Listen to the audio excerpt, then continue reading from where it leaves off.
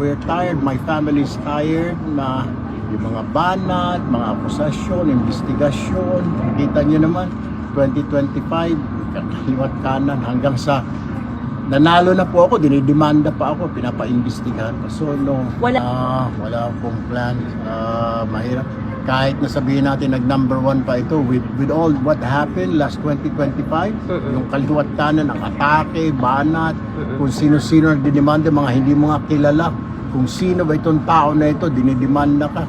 The usual na naman siguro yung mga issue na yan, di ba? Na mga citizenship, mga dynasty, etc. etc. Ganun na naman yung hahanapan ka ng butas. Well, I would say na thank you po siguro for the political analyst. Maraming salamat po. I'm not interested po, nor my brother Rafi he's not also interested. Marami pa po dyan. Doon po sa kanila sa liberal, marami pong mga magagaling tumingin muna.